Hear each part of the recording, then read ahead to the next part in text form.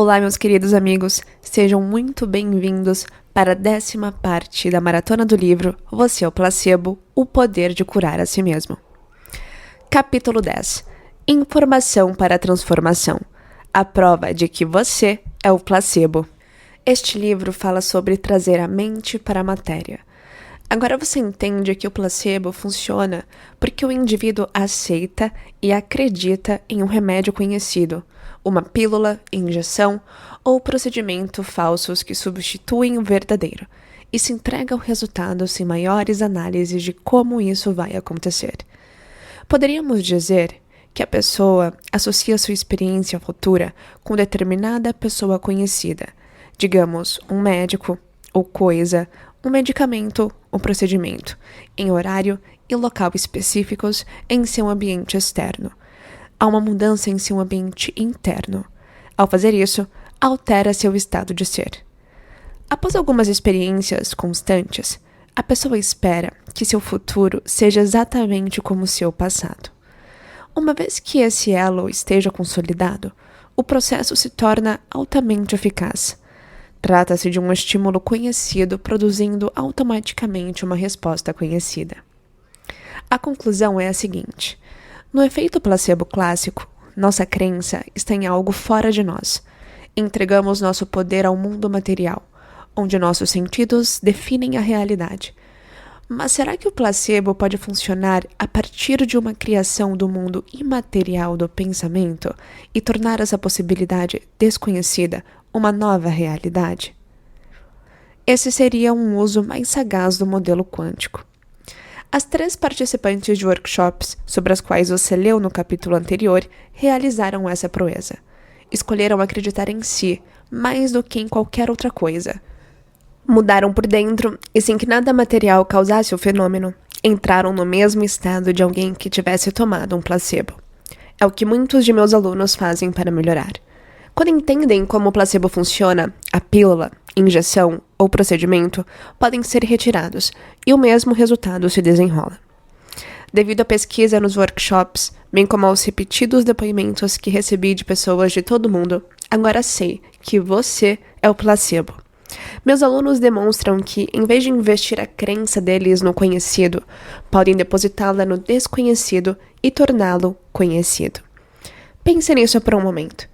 A ideia de cura verificável existe como uma realidade potencial desconhecida no campo quântico, até ser observada, realizada e materializada. A cura vive como uma possibilidade em um campo infinito de informações, definido como nada em termos físicos, a não ser todas as possibilidades materiais combinadas. Portanto, o futuro potencial de experimentar a remissão espontânea de uma doença existe como um desconhecido situado além do espaço e do tempo, até ser experimentado e conhecido nesse espaço e tempo. Quando o desconhecido, além dos sentidos, se torna uma experiência conhecida por seus sentidos, você está no caminho da evolução. Portanto, se você consegue experimentar repetidamente uma cura no mundo interior dos pensamentos e sentimentos, com o tempo, essa cura deve acabar se manifestando como uma experiência externa. Se você torna um pensamento tão real quanto a experiência no ambiente externo, não haverá evidência em seu corpo e cérebro mais cedo ou mais tarde. Em outras palavras, baseado no que aprendeu, se você ensaiar mentalmente o futuro desconhecido com uma intenção clara e uma emoção elevada e repetir esse processo, deverá ter alterações neuroplásticas reais no cérebro e alterações epigenéticas no corpo. Se continuar entrando em um novo estado de ser todos os dias, lembrando seu cérebro e condicionando seu corpo à mesma mente, você deve ver mudanças estruturais funcionais, como se estivesse tomando placebo. A figura 10.1 que aparece para você mostra em um gráfico simples como esse processo se desenrola. A maior parte das mudanças começa com um simples processo de alguma coisa externa alterar algo dentro de nós. Se você dá início à jornada interior e começa a modificar seu mundo interior de pensamentos e sentimentos, isso deve criar um bem-estar maior. Se você continuar repetindo o processo na meditação, Com o tempo, as mudanças epigenéticas devem começar a alterar seu aspecto externo, e você se torna o seu placebo. Portanto, em vez de alinhar sua fé, que eu defino como acreditar em um pensamento mais do que qualquer outra coisa, e sua crença em algo conhecido, será que você consegue colocar sua atenção em uma possibilidade desconhecida e então, conforme os princípios discutidos neste livro, tornar conhecida essa realidade desconhecida? Ao abraçar emocionalmente a experiência em sua mente várias vezes, você consegue passar do imaterial para o material, do pensamento para a realidade. A essa altura, você deve entender que não precisa de pílulas inócuas, santuários sagrados, símbolos antigos, feiticeiros, da variedade moderna ou tradicional, cirurgia simulada ou solo santo para se curar. Este capítulo apresenta evidências científicas que mostram como nossos alunos fizeram isso. Eles alteraram a própria biologia apenas pelo pensamento. Não foi algo apenas da mente, foi também no cérebro. Todas as evidências de apoio deste capítulo são fornecidas para inspirá-lo a ver por si o poder da meditação. Desejo que, depois de ver a prova do possível, você aplique os mesmos princípios à sua transformação pessoal e colha benefícios em todas as áreas da sua vida. Depois de ler essas histórias, quando chegar à parte 2 deste livro, você terá mais intenção respaldando sua jornada interior, porque atribuirá mais significado ao que está fazendo, por conseguinte, obterá melhores resultados. Do conhecimento à experiência. Aprendi algo muito importante ao ensinar esse processo. Cheguei à conclusão de que todo mundo acredita secretamente na própria grandeza. Quando vai firme e vai fundo, qualquer pessoa, seja um CEO corporativo, um zelador de escola primária, uma mãe solteira de 3 filhos, seja um presidiário, acredita naturalmente em si. Todos nós acreditamos em possibilidades. Todos imaginamos um futuro melhor do que a realidade em que habitamos. Por isso pensei que se pudesse oferecer informações científicas vitais e as instruções necessárias sobre como aplicar essas informações, indivíduos dedicados poderiam experimentar graus variados de transformação pessoal. Afinal, a ciência é a linguagem contemporânea do misticismo. Transcende religião, cultura e tradição. Desmistifica o místico e unifica comunidades. Já vi isso acontecer muitas e muitas vezes em meus seminários ao redor do mundo. Em meus workshops avançados, nos quais eu e meus colegas medimos mudanças biológicas e energéticas nos participantes individualmente e no grupo como um todo, utilizo vários princípios descritos neste livro e muitos outros para ensinar o modelo científico de transformação. O modelo progride à medida que os alunos desenvolvem suas habilidades. Para ajudar as pessoas a entender as possibilidades, sempre menciono a física quântica e depois estabeleço uma relação com as mais recentes informações em neurociência, neuroendocrinologia, epigenética, biologia celular, ciência das ondas cerebrais, psicologia energética e psiconeuroimunologia. Vemos novas possibilidades se manifestar como resultado do aprendizado de novas informações. Uma vez que nossos alunos aprendem e adotam essas informações, conseguem atribuir mais significado às suas meditações e práticas contemplativas. Mas não basta compreender as informações de modo intelectual ou conceitual. Os alunos têm de conseguir repetir por si o que aprenderam. Depois que conseguem explicar o conhecimento, o modelo progressivo fica mais conectado em seus cérebros, e eles podem instalar o hardware neurológico. Ao repetir o que aprenderam, eles criam um programa de software permanente. Se aplicarem o novo conhecimento corretamente, este poderá servir como precursor de uma nova experiência. Ou seja, depois de alinhar a mente e o corpo, os alunos adquirem sabedoria com uma nova experiência, por abraçar a nova emoção associada. Aí, começam a incorporar as informações, pois estão instruindo quimicamente o corpo para que entenda emocionalmente o que a mente entende intelectualmente. Nesse ponto, começam a acreditar e a saber que é verdade. Mas meu desejo é que, em vez de fazê-lo apenas uma vez, meus alunos repitam a experiência à vontade. até que se torne uma nova habilidade, um hábito ou estado de ser. Quando alcançamos consistência, estamos à beira de um novo paradigma científico, porque qualquer coisa repetível é ciência. Quando você e eu chegamos ao nível de competência em que podemos mudar nossos estados internos apenas pelo pensamento, e isso é repetidamente observado, medido e documentado. Estamos à beira de uma nova lei científica. Agora podemos contribuir com novos conhecimentos sobre a natureza da realidade para o modelo científico geral, adotado pelo mundo de hoje, de modo a capacitar mais pessoas. Essa é minha ambição há anos.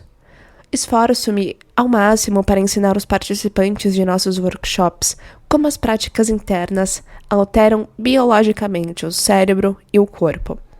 Quando não sobra espaço para conjecturas, dogmas ou suposições, ficamos mais sugestionáveis a uma possibilidade quântica. Grandes avanços resultam de grandes esforços. No entanto, as medições correspondem às habilidades dos alunos. Em meus workshops, os alunos se afastam de suas vidas por 3 a 5 dias para facilitar o processo de não mais se definirem pela realidade pessoal do passado. Praticam mudança para novos estados de ser.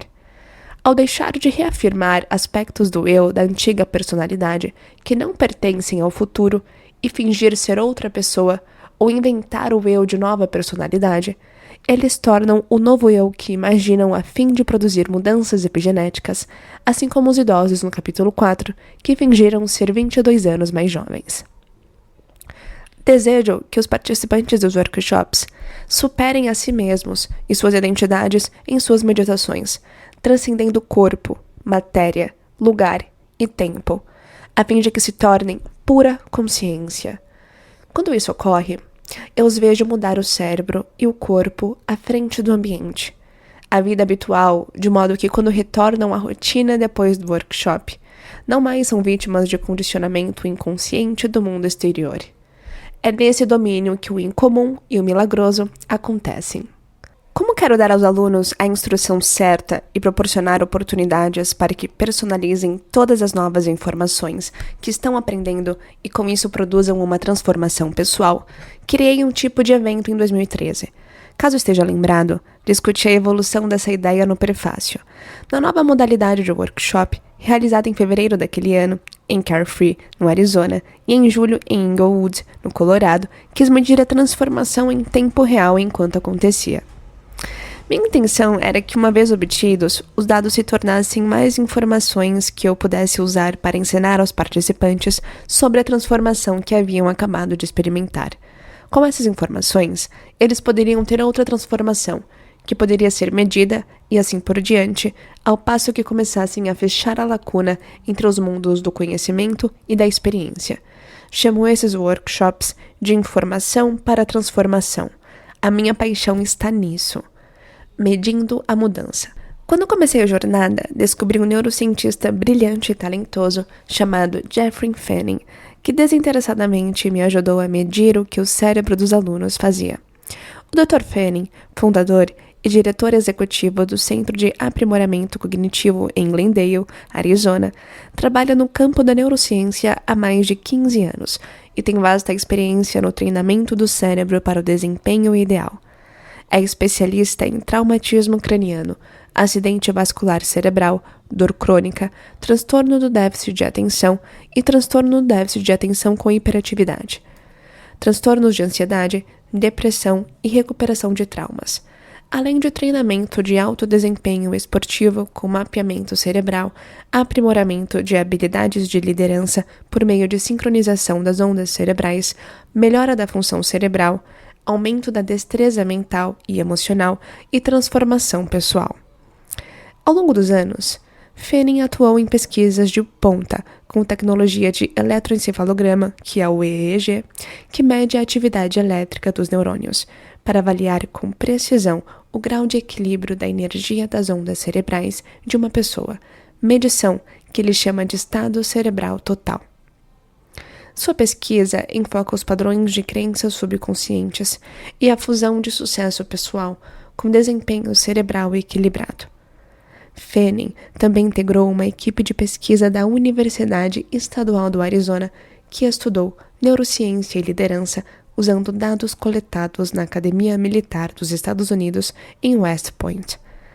Essa pesquisa lhe permitiu participar do desenvolvimento e ensino de um curso exclusivo na Universidade Estadual do Arizona chamado Neurociência da Liderança. Também integrou por muitos anos o corpo docente da Universidade Walden, perto de Phoenix, lecionando neurociência cognitiva nos cursos de mestrado e doutorado. Convidei o Dr. Fanning e sua equipe para os 2 workshops, nos quais medimos qualidades e elementos cerebrais específicos, como coerência versus incoerência, ordem ou desordem das ondas cerebrais, amplitude, energia das ondas cerebrais, organização, grau em que as diferentes regiões do cérebro trabalham juntas em harmonia, tempo relativo necessário para uma pessoa entrar em meditação profunda, período que leva para mudar as ondas cerebrais e passar para um estado mais sugestionável, relação teta-alfa, grau em que o cérebro funciona em estado holístico e como diferentes compartimentos cerebrais se comunicam através de regiões inteiras, frontal e posterior, lado esquerdo e lado direito, relação delta-teta, capacidade de regular e controlar a tagarelice mental e os pensamentos intrusivos, e sustentabilidade, capacidade de manter um estado de meditação consistente ao longo do tempo. Criamos 4 estações de escaneamento cerebral equipadas com máquinas de EEG para avaliar os participantes antes e depois do workshop, a fim de observar como os padrões de ondas cerebrais mudavam. Analisamos mais de 100 pessoas em cada evento. Também selecionei aleatoriamente 4 participantes para examinar seus cérebros em tempo real durante cada uma das 3 sessões de meditação diárias. No total, registramos 402 EEGs nos 2 workshops de 2013. O EEG é um procedimento seguro e não invasivo que realiza medições em 20 pontos na parte externa da cabeça. Essas medições de ondas cerebrais fornecem uma série de informações sobre a capacidade de desempenho do cérebro. Os EEGs foram então convertidos em EEGs quantitativos, EEG-Q, uma análise matemática e estatística da atividade do EEG, que é o eletroencefalograma, retratada como um gráfico com gradações de cores para comparar a atividade registrada no exame com a atividade de base normal. As várias cores e padrões retratados em diferentes frequências oferecem mais informações sobre como os padrões de ondas cerebrais afetam pensamentos, sentimentos, emoções e comportamentos do indivíduo. De saída, nossos dados gerais demonstraram que 91% dos indivíduos observados nos EEGs apresentaram um estado significativamente melhorado da função cerebral. A maioria dos alunos passou de um estado menos coerente ou menos ordenado para um estado mais coerente ao final das sessões de meditação transformacional. Além disso, mais de 82% dos mapas de EEG-Q registrados nos 2 eventos demonstraram que os participantes estavam funcionando dentro da faixa normal da atividade cerebral saudável. Aprendi que, quando seu cérebro trabalha direito, você trabalha direito. Quando seu cérebro é mais coerente, você é mais coerente. Quando seu cérebro está mais completo e equilibrado, você está mais completo e equilibrado. Quando você consegue regular seus pensamentos negativos e intrusivos no dia a dia, você é menos negativo e intrusivo. E foi exatamente isso que testemunhamos com os alunos nesses eventos. A média nacional para se entrar e permanecer em um estado meditativo é de pouco mais de 1,5 minutos, ou seja, é esse o tempo que a maioria das pessoas leva para mudar suas ondas cerebrais e entrar em um estado meditativo. O tempo médio dos 402 alunos que avaliamos foi de 59 segundos, ou seja, menos de 1 minuto. Houve alunos que conseguiram alterar suas ondas cerebrais e seu estado de ser em apenas 4, 5 e 9 segundos. Que fique claro, não estou interessado em fazer disso uma competição o que derrotaria o nosso objetivo. No entanto, os dados ilustram 2 pontos importantes. Primeiro, ir além da mente analítica das ondas cerebrais beta e entrar em um estado mais sugestionável é uma habilidade que você pode aprimorar e continuar praticando. Segundo, os alunos são capazes de usar os métodos que meus colegas e eu ensinamos para ir além do cérebro pensante e entrar no sistema operacional da mente subconsciente com relativa facilidade. Curiosamente, nossa pesquisa também mostrou um padrão perceptível e consistente na maneira como o cérebro de nossos alunos trabalha em termos holísticos. Vimos significativa alternância nos padrões alfa-teta, como os diferentes compartimentos cerebrais se comunicam nos lobos frontais enquanto eles meditavam. Isso significa que as 2 metades do cérebro conversam de maneira mais equilibrada e unificada. Os padrões de proporção dual do lobo frontal que observamos parecem produzir a experiência de agradecimento e gratidão profundos, que surge repetidamente de forma rítmica e ondulatória. Portanto, os dados sugerem que, quando os alunos estão nesse estado elevado de gratidão durante o ensaio mental, a experiência interior é tão real que eles acreditam que os eventos estão acontecendo em tempo real ou já aconteceram. Eles ficam gratos porque essa é a emoção que sentimos quando o que queremos acontece. Meditadores experientes também mostraram um aumento na proporção de ondas cerebrais teta e alfa baixa, o que significa que podem passar bastante tempo em estados alterados. De particular importância foi o aumento da regulação das ondas lentas.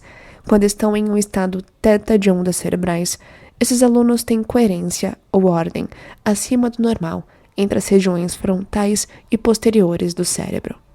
Vimos a região frontal esquerda associada à emoção positiva ser ativada repetidamente, o que é consistente com a indução de um estado de bem-aventurança meditativa.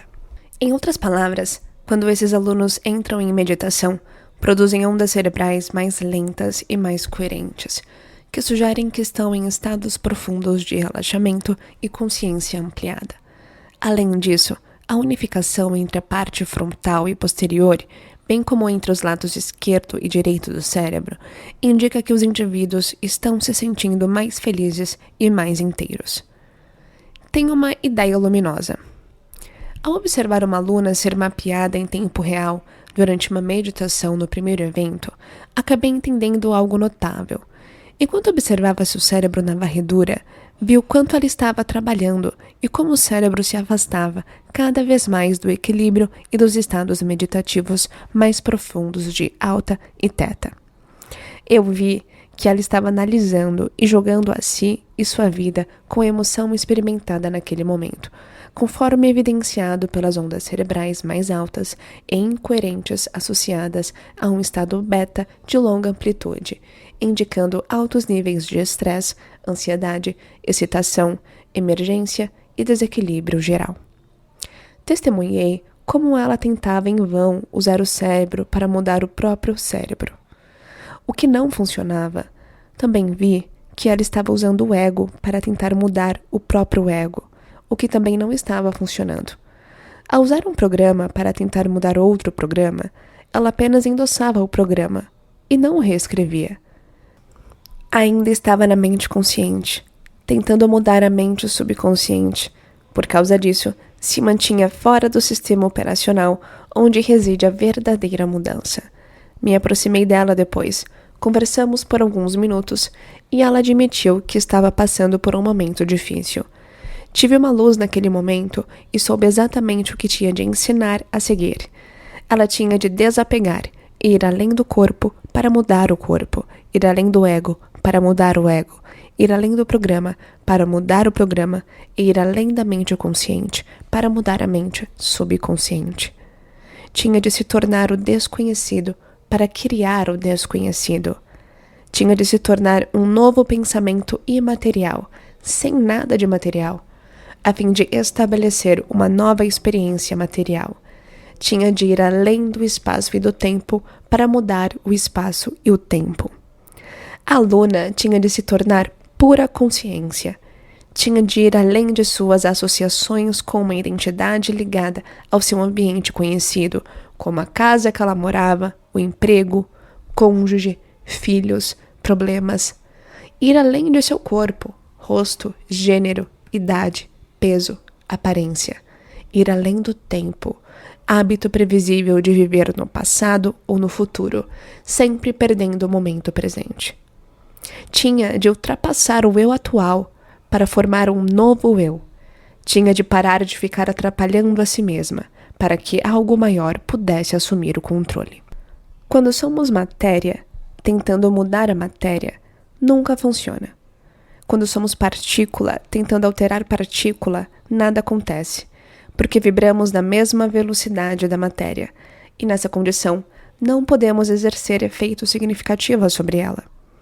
É nossa consciência, nosso pensamento intencional e nossa energia, nossa emoção elevada que influenciam a matéria. Só quando estamos conscientes podemos alterar nosso cérebro, nosso corpo e nossa vida, e então criar um futuro no tempo. Como é a consciência que dá forma a todas as coisas e que usa o cérebro e o corpo para produzir diferentes níveis de mente? Quando você chega ao estágio em que é pura consciência, você então fica livre. Então, comecei a deixar os alunos em meditação por longos períodos de tempo, para que se tornassem ninguém, nada, coisa nenhuma, em lugar nenhum, em tempo algum, até que se sentissem confortáveis no campo infinito das possibilidades. Eu queria que a consciência subjetiva dos alunos se fundisse com a consciência objetiva do campo por longos períodos. Eles tinham de encontrar o ponto exato do momento presente e investir sua energia e consciência em um vazio que não é realmente vazio, que na verdade é um espaço preenchido com um número infinito de possibilidades, até que se sentissem à vontade no desconhecido. Só quando estivessem realmente presentes nesse lugar potente, além do espaço e do tempo, o lugar de onde provém todas as coisas materiais, eles poderiam começar a criar. Foi aí que as mudanças reais começaram a acontecer durante os workshops. Uma rápida visão geral dos exames usados. Vou falar agora sobre 2 tipos de varredura cerebral, para que você possa entender as alterações que estou prestes a mostrar. Vamos simplificar as coisas. O primeiro tipo de mapeamento que usamos mede o grau de atividade entre as áreas do cérebro.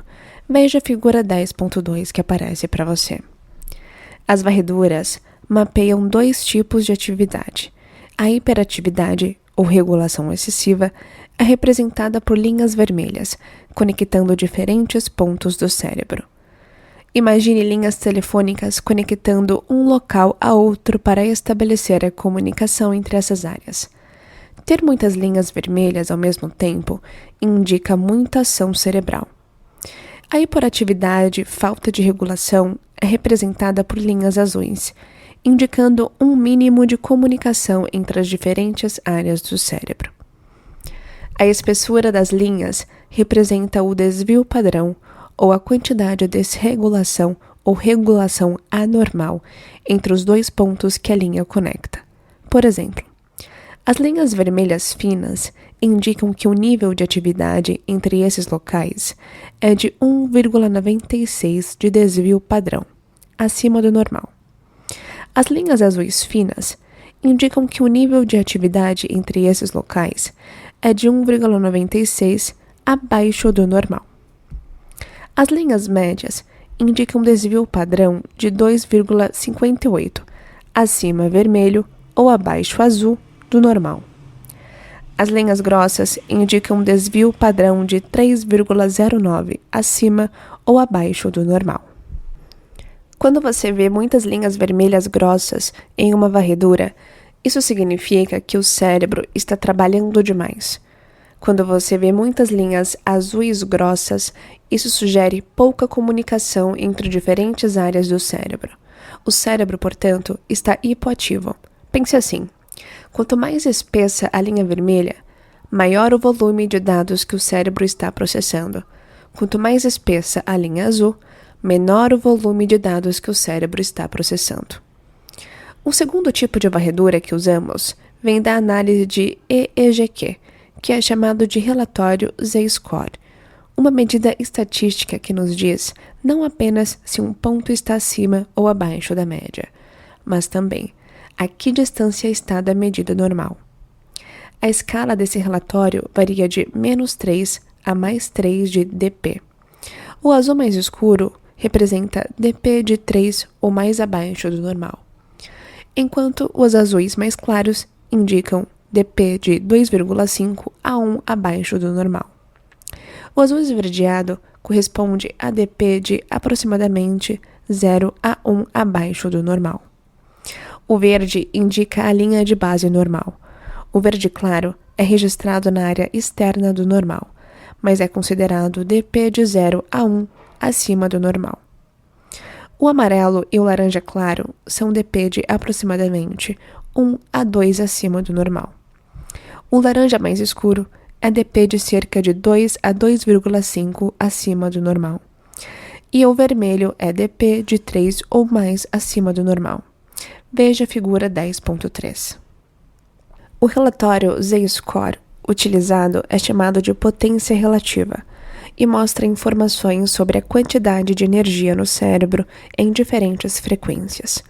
Como o verde indica a faixa normal, quanto mais verde houver em uma varredura, mais a pessoa estará em conformidade com a atividade normal das ondas cerebrais. Cada círculo colorido, semelhante a uma cabeça humana vista de cima, representa o que o cérebro de uma pessoa está fazendo em cada frequência de onda cerebral. O círculo na região superior esquerda de cada varredura mostra a frequência mais baixa de ondas cerebrais, que é a delta, e cada círculo a seguir retrata um estado de onda cada vez mais alto, progredindo até as ondas cerebrais beta mais altas na região inferior direita. Um ciclo por segundo na frequência das ondas cerebrais é conhecido como hertz. Da esquerda para a direita e de cima para baixo, progride de 1 a 4 ciclos por segundo, delta. De 4 a 8 ciclos por segundo, θ. De 8 a 13 ciclos por segundo, alfa. De 13 a 30 ou mais ciclos por segundo, beta de baixa e média amplitude. A atividade média pode ser subdividida em diferentes bandas de frequência, como 12 a 15 Hz, 15 a 18 Hz, 18 a 25 Hz e 25 a 30 Hz. Assim, as cores de cada área mostram o que está acontecendo em cada estado de onda cerebral. Por exemplo, muito azul na maioria do cérebro, em delta de 1 ciclo por segundo, sugere que há pouca atividade cerebral nesse intervalo de delta. Muito vermelho no alfa de 14 Hz no lobo frontal significa que há atividade alfa aumentada nessa área do cérebro. Também deve ser entendido que essas medidas podem ser interpretadas de maneira diferente, dependendo do que o sujeito está fazendo quando a varredura é realizada. Por exemplo, delta de 1 Hz, representado em azul, sugeria que a energia no cérebro nessa frequência está em dp de 3 abaixo do normal. No sentido clínico, isso pode ser interpretado como anormalmente baixo, mas como foi registrado quando o sujeito estava meditando, a varredura sugeriria que o delta de 1 Hz abriu a porta para uma conexão mais forte com o campo de energia do consciente coletivo. Em outras palavras, à medida que a energia no neocórtex é diminuída, o sistema nervoso autônomo é mais facilmente acessado. Daqui a pouco você verá vários exemplos que o deixarão tudo isso mais claro. Enquanto isso, veja novamente a figura 10.3 que aparece para você. Ela fornece uma visão geral do que acabei de explicar. Coerência versus incoerência. Agora, veja a figura 10.4. A imagem à esquerda, antes da meditação, representa um cérebro com muita tagarelice, funcionando em alto nível de excitação, beta de grande amplitude e bastante incoerente. A espessura das linhas vermelhas mostra que esse cérebro está com dp de 3 acima do normal, porque quanto mais espessa a linha vermelha, mais acelerado e desequilibrado está o cérebro. Observando as linhas vermelhas, você pode ver atividades incoerentes excessivas acontecendo por todo o cérebro. O azul na região frontal do cérebro representa hipoatividade, DP de 2 a 3 abaixo do normal, mostrando que os lobos frontais estão inativos ou desligados e, portanto, não restringem a hiperatividade no resto do cérebro. Esse cérebro tem problemas de atenção. Está tão sobrecarregado que não tem um líder para controlar a tagarelice. É como um sistema de TV via satélite, com 50 canais em volume altíssimo e com os canais mudando a cada segundo. Mudanças rápidas e excessivas do foco de atenção levam de um processo de pensamento para o seguinte, de modo que o cérebro está supervigilante, altamente excitado, sobrecarregado e superregulado. Chamamos isso de padrão cerebral incoerente, porque as diferentes partes do cérebro não estão trabalhando juntas. Agora, dê uma olhada na segunda imagem, após a meditação. Você não precisa ser um neurocientista para ver a diferença entre a primeira imagem e essa. Aqui, quase não se vêem linhas vermelhas ou azuis, demonstrando atividade cerebral normal, com pouquíssima hiperatividade ou hipoatividade. A tagarelice parou, e o cérebro está trabalhando de forma mais holística. O cérebro dessa pessoa agora está em equilíbrio. Podemos dizer, portanto, que esse cérebro demonstra um padrão mais coerente. A atividade restante, em azul e vermelho, como indicado pela seta, representa atividade sensorial motora, o que provavelmente significa que a pessoa esteja se contraindo ou piscando e em um estado de movimento rápido dos olhos, ou o estado de REM, que normalmente acontece em sono muito leve. Essa mudança ocorreu em um dos alunos após uma única meditação. Agora, vamos explorar mais alguns estudos de alunos dos workshops. Apresentarei primeiro um histórico de cada um para que você possa ver em que condição estavam quando começaram o workshop. Depois explicarei o que as varredoras mostraram e, por fim, descreverei o novo estado de ser que cada aluno criou. Cura de Parkinson sem placebo ou medicamento. O antigo eu de Michelle. Michelle está na faixa dos 60 anos. Foi diagnosticada com a doença de Parkinson em 2011. Depois de notar um tremor involuntário progressivo no braço, mão e pé esquerdos, em novembro de 2012, tornou-se paciente no Instituto Neurológico Barrow em Phoenix. O médico assistente disse que ela provavelmente já tinha Parkinson havia 10 ou 15 anos e que teria de conviver com os sintomas. O plano de Michelle era lidar com a progressão das limitações físicas à medida que envelhecesse. Começou a tomar Azilect, mesilato de rasagelina, medicamento usado para a doença de Parkinson, que impede a captação de dopamina no receptor, diminuindo a assimilação. A droga produziu pouquíssimas mudanças visíveis. Michelle se tornou aluna em novembro de 2012. O mês de dezembro foi excelente. Sua rotina diária de meditação trouxe uma sensação de paz e alegria, que começou a reduzir seus sintomas a um grau perceptível. Michelle tinha certeza de que esse curso de ação a ajudaria a superar o mal de Parkinson. Ela continuou a experimentar ótimas sessões de meditação até o início de fevereiro de 2013. Em meados daquele mês, a mãe de Michelle foi internada em terapia intensiva em Sarasota, na Flórida, e Michelle viajou para ficar com ela. No dia em que Michelle voou de volta ao Arizona para nosso workshop, ainda naquele mês, sua mãe foi colocada sob cuidados paliativos. O avião de Michelle pousou em Phoenix cerca de 1h30 antes de seu primeiro exame cerebral. Nem é preciso dizer que ela estava física e emocionalmente exausta no momento da varredura. As imagens mostraram o estresse extremo que ela enfrentava. Ao final do workshop, Michelle, sem dúvida, estava em um estado de ser mais calmo e positivo, com sintomas de Parkinson quase imperceptíveis. Após o workshop, voltou à Flórida para ficar com a mãe. Embora o relacionamento entre ela e a mãe sempre tivesse sido difícil, como resultado de seus esforços no workshop, Michelle sentiu-se fortalecida o bastante para ser solidária, amorosa e totalmente livre de quaisquer problemas antigos que pudessem interferir no amor que sentia pela mãe. No entanto, devido à doença e posterior falecimento da mãe, além de um grave derrame sofrido por sua irmã no Texas, Michelle foi forçada a voar de um lado para o outro entre Flórida e Texas para lidar com os desafios da família. Sua rotina foi bastante afetada e em junho ela parou de fazer as meditações. A vida estava atrapalhada e ela tinha muitas responsabilidades. Parar as meditações foi como parar de tomar o placebo.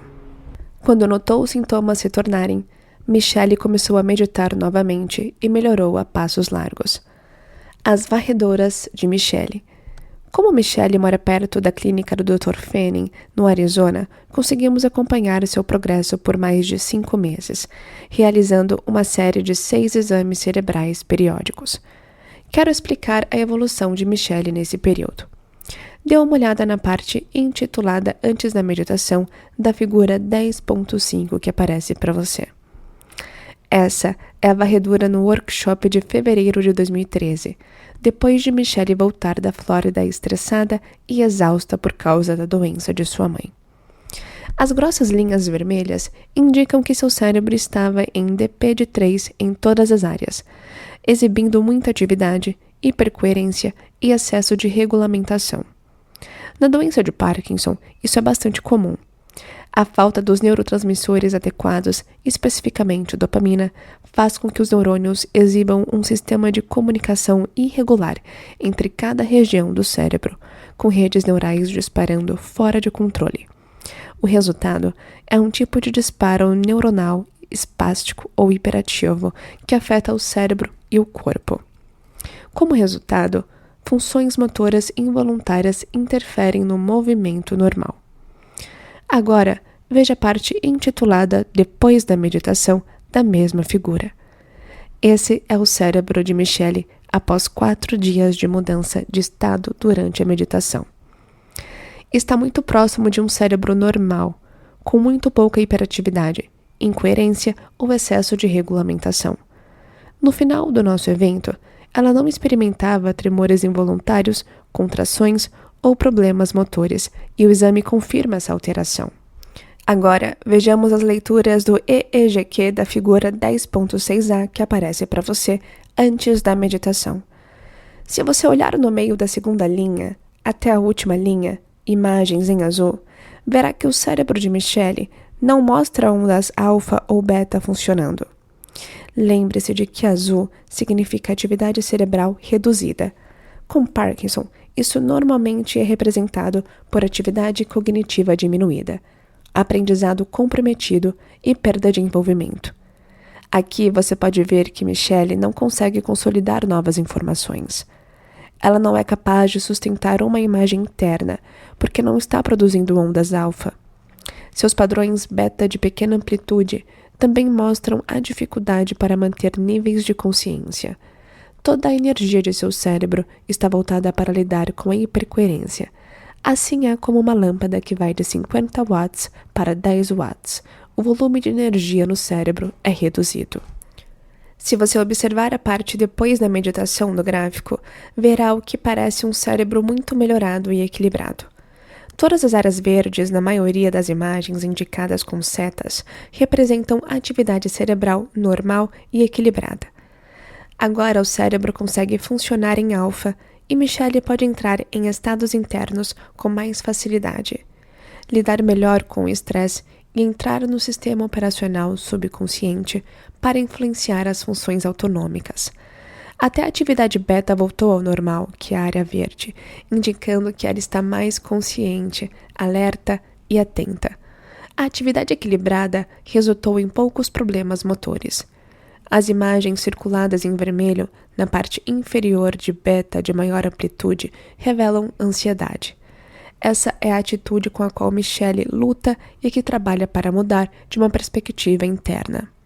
Coincidentemente, foi a ansiedade que amplificou os sintomas de Parkinson no passado. À medida que diminui a ansiedade, Michelle diminui os sintomas de Parkinson. Os tremores agora indicam a Michelle quando sua vida está desequilibrada. Quando regula seus estados internos, ela produz mudanças em sua realidade externa. 3 meses depois, Michelle teve o cérebro examinado outra vez no consultório do Dr. Fanning. A varredura de 9 de maio de 2013, da figura 10.6b, mostra o cérebro melhor, exatamente conforme o relato de Michelle. Ela havia melhorado em meio a todos os diferentes estresses de sua vida. Como fazia as meditações todos os dias, pense nisso como tomar o placebo diariamente.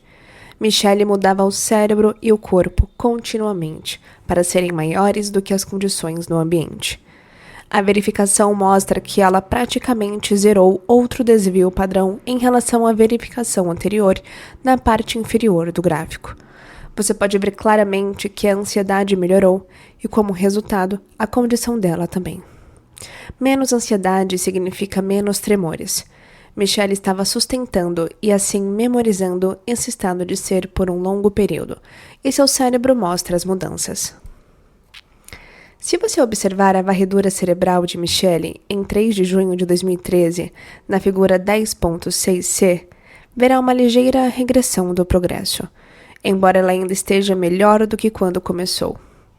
Michelle havia parado de fazer a meditação e, portanto, parado de tomar o placebo. E o cérebro regrediu ligeiramente ao que conhecia antes. O cérebro com a seta na área azul de 13 Hz significa hipoatividade na área sensorial motora, portanto, menor capacidade de controlar os tremores involuntários. Nesse padrão de ondas cerebrais, Michelle tem menos energia para controlar o corpo. Você também pode ver, nas áreas circuladas em vermelho na parte inferior da varredura, o retorno de beta de maior amplitude correlacionada à ansiedade. Por ocasião do exame de 27 de junho de 2013, mostrado na figura 10.6d, Michelle havia voltado a meditar no início do mês, e a varredura mostrou um cérebro significativamente melhor. Ela experimentava menos ansiedade geral, como demonstrado em vermelho na linha inferior, entre 17 e 20 Hz. Agora compare essa imagem com a figura 10.6e de 13 de julho de 2013, após o workshop. O vermelho diminuiu ainda mais, e o azul que havia aparecido em alfa na primeira varredura em fevereiro, indicando hipoatividade, desapareceu por completo. Michelle continuava a melhorar e suas mudanças se tornavam mais consistentes. O novo eu de Michelle.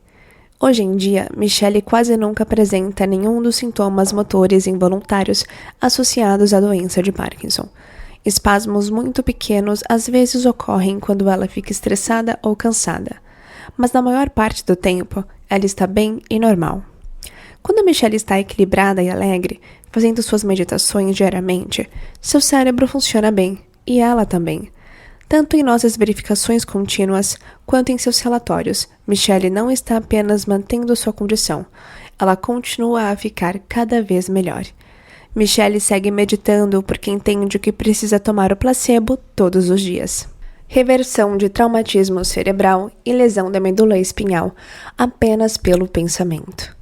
O antigo eu de John. Em novembro de 2006, John quebrou o pescoço na 7ª vértebra cervical e primeira torácica como passageiro de um carro, que girou fora de controle e capotou em alta velocidade. Devido ao impacto, John também sofreu um grave ferimento na cabeça. Os médicos foram rápidos e categóricos no prognóstico. John seria tetraplégico pelo resto da vida. Nunca voltaria a andar e teria um uso muito limitado dos braços e mãos. As vértebras estavam 100% deslocadas, resultando em danos na medula espinhal. Só quando John fez uma cirurgia, os médicos viram a extensão exata dos ferimentos. 2 dias depois, o neurologista disse à esposa de John que a medula espinhal estava intacta, mas que aquele tipo de lesão poderia ter o mesmo resultado que um rompimento completo. Seria, como em todas as lesões da medula espinhal, um jogo de espera. Quando você é envolvido pela realidade de viver na unidade de terapia intensiva e mais tarde em um centro de reabilitação, pode ser extremamente difícil não se deixar levar pelo pensamento convencional. Quando John e sua família perguntaram sobre sua possível recuperação, Os médicos disseram que, dada a lesão e a ausência de retorno de qualquer tipo de funcionamento normal até aquele momento, eles deveriam começar a aceitar o inevitável. John seria deficiente pelo resto da vida. Os médicos martelaram essa mensagem várias vezes como uma parte necessária do processo de seguir em frente. Mas John e sua esposa não conseguiam aceitá-la. Conheci John de cadeira de rodas, em 2009, junto com a esposa, a família e uma fisioterapeuta incrível que entende de neuroplasticidade. São algumas das pessoas mais energéticas e otimistas que já conheci. Começamos nossa jornada juntos em grande empolgação. As varreduras de John. Dê uma olhada na figura 10.7, da varredura cerebral de John antes da meditação. A primeira imagem revela hipoatividade acentuada. O DP é de mais de 3 abaixo do normal. A medição da coerência de John, com grossas linhas azuis tão significativas, é o oposto do estudo da condição de Parkinson de Michelle, que mostrou linhas vermelhas grossas. Essa varredura revela uma capacidade diminuída de diferentes partes do cérebro de trabalhar bem juntas. O cérebro estava ocioso e sem energia. John dispunha de capacidade limitada de responder a qualquer coisa por qualquer período. Não conseguia sustentar a atenção e sua consciência era limitada. Por causa da lesão traumática, o cérebro estava em estado de excitação muito baixa e mostrava alto grau de incoerência. Agora, olhe o exame do cérebro após 4 dias de meditação. Na primeira imagem, na margem superior esquerda, em delta de 1 Hz, o vermelho revela mais atividade. Nesse caso, é um bom sinal, porque está acontecendo mais coerência em delta nos 2 hemisférios. John está começando a mostrar um processamento cerebral dual mais equilibrado. Como sua lesão traumática é mais visível em delta e teta, a hiperatividade em delta sugere que o cérebro está acordando. O resto do cérebro em alfa e beta mostra atividade mais equilibrada e melhor função cognitiva. Isso indica que ele tem mais acesso para controlar a mente e o corpo. Agora veja a figura 10.8. A cor azul, começando do meio da segunda linha até o final da linha inferior, de novo indica que John não tem ondas cerebrais, alfa ou beta. O azul distribuído por tudo nos domínios alfa e beta, nos hemisférios esquerdo e direito, sugere que ele está vegetando e trabalhando com recursos limitados. O azul mostra menor capacidade cognitiva e menor capacidade de controlar o corpo. A mente de John simplesmente não está lá. Após 4 dias de meditação, 90% do cérebro de John retornou ao normal, como mostra o verde da imagem. Isso é muito bom. Ele ainda tem alguma hipoatividade no hemisfério esquerdo, onde as setas apontam, indicando problemas de habilidade verbal e expressão, mas é muito melhor do que o primeiro exame. John continua meditando e seu cérebro continua mostrando mais energia, mais equilíbrio e mais coerência. John recuperou o acesso aos caminhos neurais latentes que existiam antes. Seu cérebro acordou, lembrou-se de como trabalhar e agora tem energia para funcionar melhor. O novo eu de John. John ficou em pé no final de nosso evento de fevereiro de 2013. Recuperou o controle total dos intestinos e da bexiga. Ele se mantém em pé em uma postura mais normal e integrada. Seus movimentos são mais coordenados. A frequência, intensidade e duração dos tremores espásticos diminuíram consideravelmente. John até faz um treino completo de academia regularmente, graças à ajuda de sua incrível terapeuta, a Jill Ronnion, diretora do Synapse Centro de Neuroreativação em Driggs e Darrow, que também estuda meu trabalho e tem habilidades e mente ilimitada para desafiar John, estabelecendo as condições certas. Os exercícios de John de agachamento vertical sem auxílio progrediram de um ângulo de 10 graus para 45 graus. John agora tem controle total para baixar o corpo para uma posição sentada. Também consegue realizar um exercício específico de fisioterapia que envolve tensionar os músculos da perna e do tronco e empurrar um trenó para longe do corpo com resistência. John agora está evoluindo da posição de bruços para 4 apoios completamente sozinho e começando a engatinhar. Poucos meses depois do workshop, John assombrou a equipe médica com todas as melhorias em seu funcionamento cognitivo. Os avanços excederam o que qualquer um dos especialistas já tinha visto em um paciente com lesão medular. Era como se John finalmente acordasse, e os exames mostram que ele agora tem mais acesso ao cérebro e ao corpo. John também demonstra mais controle sobre partes adormecidas do cérebro e do corpo, porque agora tem mais capacidade de regular o corpo.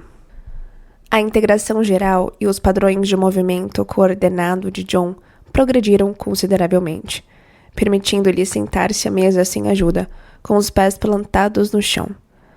As habilidades motoras foram aprimoradas a ponto de ele poder segurar uma caneta e assinar seu nome, usar um smartphone para enviar mensagem de texto, segurar o volante para dirigir e segurar uma escova de dentes. As mudanças cognitivas demonstram mais autoconfiança e maior alegria interior.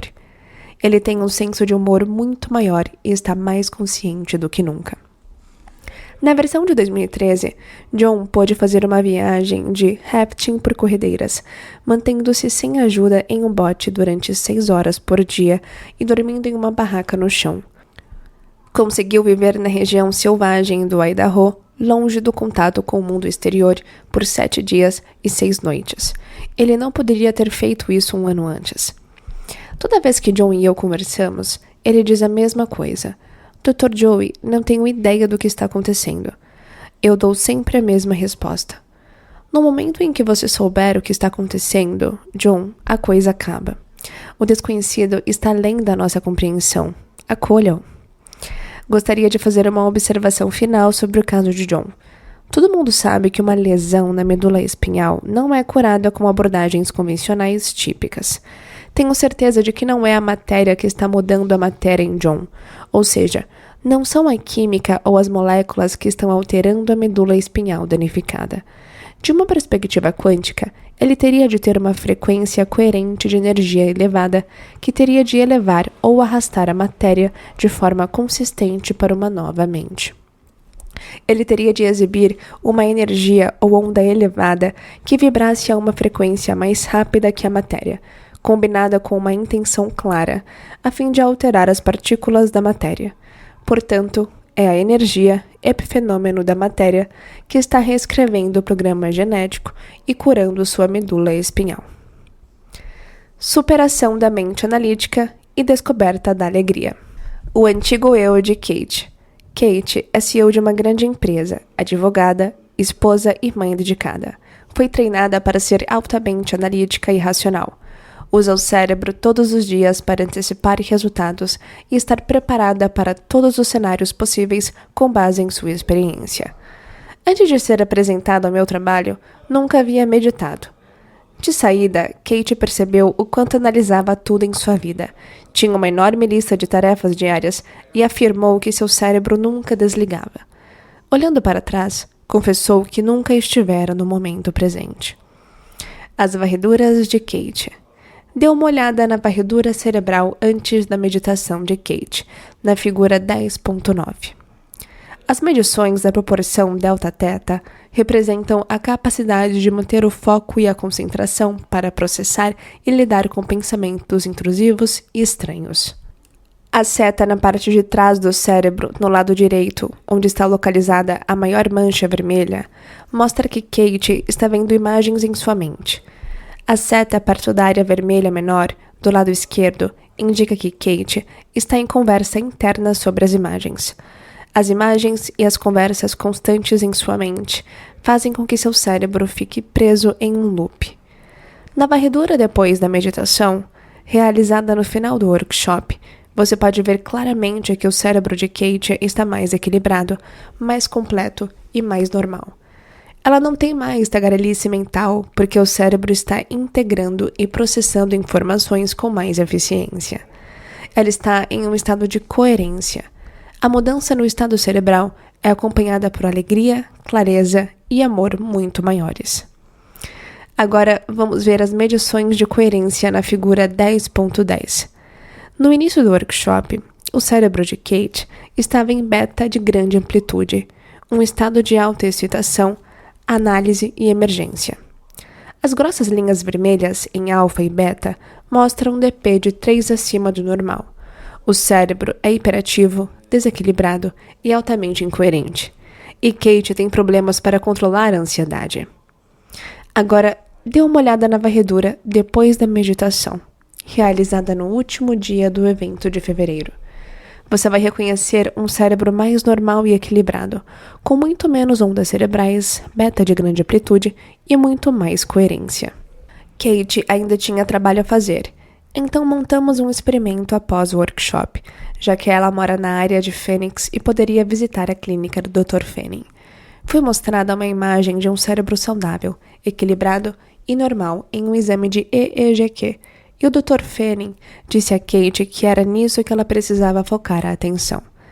Ele sugeriu que, quando entrasse em um novo estado de ser durante a meditação, Kate deveria selecionar aquele resultado potencial pelos próximos 29 dias. Como ela poderia atribuir mais significado ao placebo, manteria maior grau de intenção quanto aos benefícios da prática. E funcionou. Se você observar a figura 10.11, que mostra a varredura de 8 de abril de 2013, cerca de 6 semanas depois, você verá um cérebro ainda mais normal, sem evidência de ansiedade em vermelho. Além disso, confira a figura 10.12. Você consegue ver a progressão de 20 de fevereiro de 2013, quando o exame de Kate apresenta vermelho nas frequências mais altas de ondas cerebrais, 21 a 30 Hz, até o final do evento de fevereiro, quando o exame cerebral mudou para verde na segunda imagem, e está muito mais normal. As áreas vermelhas mostram níveis muito altos de ansiedade, beta de grande amplitude, e análise excessiva porque as ondas cerebrais nas frequências mais altas, 21 a 30 Hz, estão hiperativas. O cérebro estava trabalhando demais. No início de abril, mostrado na figura 10.13, o cérebro de Kate está equilibrado, coerente e muito mais sincronizado. Hoje, Kate tem um cérebro muito diferente e confirma se sentir uma pessoa diferente. O novo eu de Kate. Kate relata inúmeras mudanças positivas em sua carreira, sua vida cotidiana e seus relacionamentos. Ela medita todos os dias e, quando pensa que não tem tempo para meditar, trata de achar. Ela entende que a atitude que criou sua mente e cérebro desequilibrados está relacionada ao tempo e às condições em seu ambiente externo. Kate diz que as respostas para suas perguntas vêm com mais facilidade e muito menos esforço. Ela ouve seu coração com mais frequência e se recupera antes de entrar em ciclos de vigilância. Raramente fica presa em loops e se vê agindo de maneira mais gentil e paciente. Kate é mais feliz de dentro para fora. Cura de miomas por alteração da energia. O antigo eu de Bonnie. Em 2010, Bonnie apresentou dor significativa e sangramento excessivo durante a menstruação. Foi diagnosticada a produção excessiva de estrogênio, e Bonnie foi incentivada a usar hormônios bioidênticos. Aos 40 anos, ela considerou essa solução extrema para seu diagnóstico. Bonnie lembrou que sua mãe tivera os mesmos sintomas naquela idade, havia tomado pílulas hormonais e morrido de câncer de bexiga.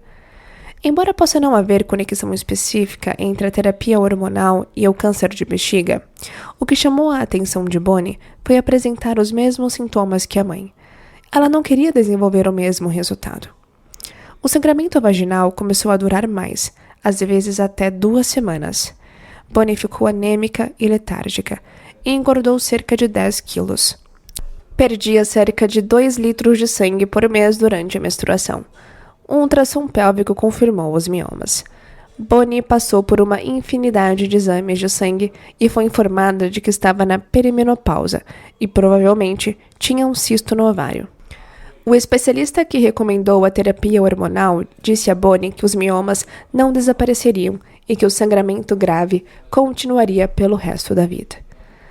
Escolhi Bonnie aleatoriamente para um dos mapas cerebrais extras durante o nosso evento em Inglewood, Colorado, em julho de 2013. Ela ficou mortificada quando a apontei, indicando que fora selecionada para a varredura. A menstruação de Bonnie havia começado na noite anterior ao workshop, e ela costumava usar uma fralda grande para absorver a quantidade de sangue que perdia. Quando instruiu os alunos para se deitarem depois de várias meditações, Bonnie estava preocupada com o fato de que sangraria por tudo até o chão. Por causa da dor extrema que acompanhava sua menstruação, até se sentar era desconfortável para Bonnie. Mesmo assim, ela estava determinada a continuar praticando as técnicas de meditação todos os dias em nome da paz mental. Durante a primeira meditação em que foi examinada, Bonnie teve uma experiência que só pode descrever como mística. Sentiu seu coração se abrir e expandir. Jogou a cabeça para trás e sua respiração se alterou. Bonnie viu uma luz inundar seu corpo e experimentou uma tremenda sensação de paz. Também ouviu as palavras "sou amada", "abençoada" e "não sou esquecida". Bonnie chorou durante a meditação e seu exame cerebral mostrou que ela estava em estado de bem-aventurança. As varreduras de Bonnie. Dê uma olhada no EEG de Bonnie na figura 10.14. Tivemos a sorte de capturar toda a experiência em tempo real. O primeiro gráfico mostra uma atividade normal das ondas cerebrais. Tudo está em equilíbrio e tranquilo. Nas 3 varreduras de Bonnie nas figuras 10.15, que capturaram o que estava acontecendo com ela em diferentes momentos durante a meditação, você pode ver a energia e amplitude elevadas em seus lóbulos frontais, o que representa o processamento de um bocado de informação e emoção. Ela está em um estado expandido de consciência, com picos intervalados. A maior parte da atividade acontece nas ondas cerebrais θ, o que significa que ela está em sua mente subconsciente. A experiência interior é muito real para Bonnie naquele momento. Ela está tão completamente focada no pensamento que este se torna a experiência. O quociente emocional é representado pela quantidade de energia, amplitude, que o cérebro processa. Veja o comprimento vertical das linhas nos locais apontados pelas setas. Trata-se de uma energia muito coerente. Bonnie está em um estado elevado de consciência. Agora, olhe a figura 10.16. O EEG de Bonnie em tempo real tem uma seta apontando para 1 Hz em ondas cerebrais delta, ilustrando sua conexão com o campo quântico em azul. Bonnie também aumentou a energia em seu lobo frontal nas ondas cerebrais θ em vermelho, o que combina exatamente com o que acontecia no EEG. Observe o círculo vermelho e a seta que destaca os lobos frontais. A imagem que você está vendo é um instantâneo da atividade cerebral de Bonnie durante a meditação. Como uma das funções do lobo frontal é tornar os pensamentos reais, o que ela experimenta em θ com os olhos fechados é muito real. Poderíamos dizer que a experiência interior de Bonnie foi como um sonho muito vívido e lúcido. A seta vermelha em 12 Hz de alfa, apontando a mancha vermelha no centro do cérebro, mostra a tentativa de Bonnie de entender a experiência interior e depois processar o que via com o olho de sua mente. O resto de seu cérebro está saudável e equilibrado em verde. O novo eu de Bonnie.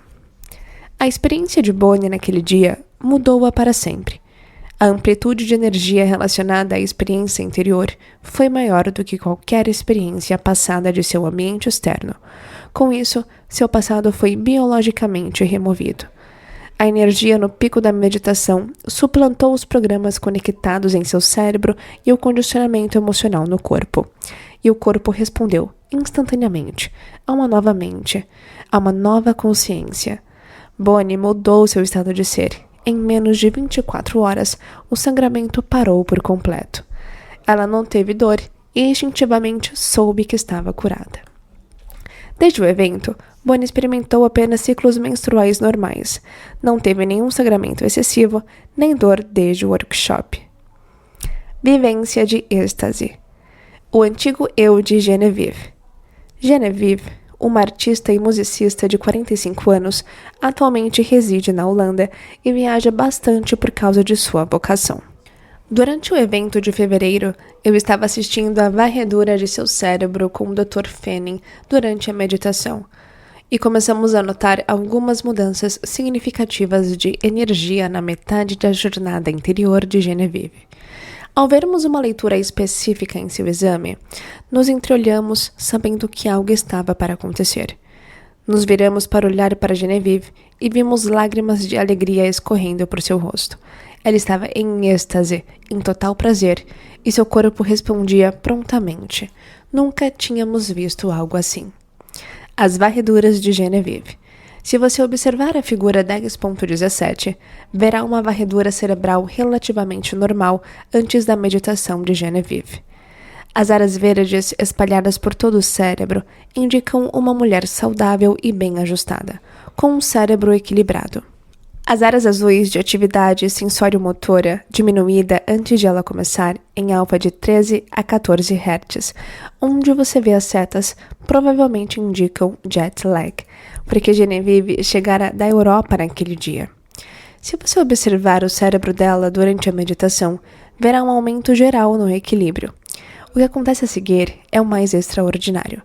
Quando a vimos atingir aquele pico no final da meditação, soubemos pela observação da varredura que ela tinha um bocado de energia no cérebro. Agora, dê uma olhada na figura 10.18. Esse tipo de atividade em vermelho, mostrando grandes quantidades de energia em todas as frequências das ondas cerebrais, sugere que Genevieve estava em um estado altamente alterado. Alguém que não soubesse que ela estava meditando e apenas visse a varredura, diria que ela estava experimentando um nível extremo de ansiedade ou psicose. Mas, como o depoimento de Genevieve descreveu seu estado de puro êxtase, sabemos que todo aquele vermelho representa muita energia no cérebro, que estava com DP de 3 acima do normal. É energia, na forma de emoção armazenada no corpo como mente, sendo liberada e retornando ao cérebro. A figura 10.19, que mostra a leitura do EEG, valida essa interpretação. Se você analisar as linhas roxas, onde está a flecha, verá que essa parte do cérebro está processando 10 vezes a quantidade normal de energia. A área circulada em vermelho nos diz que a experiência emocional é tão profunda que está sendo armazenada na memória de longo prazo de Genevieve. Ao mesmo tempo, ela também está tentando entender verbalmente o que está acontecendo consigo naquele momento. Ela poderia estar dizendo para si mesma algo do tipo: "Oh meu Deus, isso é incrível, me sinto tão bem. O que é esse sentimento?" A experiência interior é tão real quanto qualquer evento externo, e Genevieve não está tentando fazer aquilo acontecer, simplesmente está acontecendo. Ela não está visualizando, está vivenciando um momento profundo. Examinamos Genevieve novamente em julho, no evento no Colorado, e ela ainda exibia as mesmas mudanças de energia. Quando lhe demos o microfone nos 2 eventos, tudo que ela conseguiu dizer foi que estava tão apaixonada pela vida que seu coração estava totalmente aberto, e ela se sentia conectada a algo maior. Genevieve estava em estado de graça e se sentia tão bem que queria ficar no momento presente. Se você observar a figura 10.20, verá que o cérebro dela repetiu os mesmos padrões e efeitos do evento de fevereiro no workshop de julho. A experiência seguiu acontecendo meses depois. Genevieve ficou verdadeiramente alterada a partir da transformação pessoal. O novo eu de Genevieve. Falei com Genevieve várias semanas após o evento de julho. Ela disse que não era mais a mesma pessoa do começo do ano. Sua mente se aprofundara e ela estava mais presente e muito mais criativa. Ela sente um profundo amor por todas as coisas e, o mais importante, sente-se tão plena que não pensa mais que precise ou queira alguma coisa. Ela se sente inteira. Felicidade, movendo a mente para fora do corpo. O antigo eu de Maria. Maria é uma mulher altamente funcional, com atividade cerebral normal.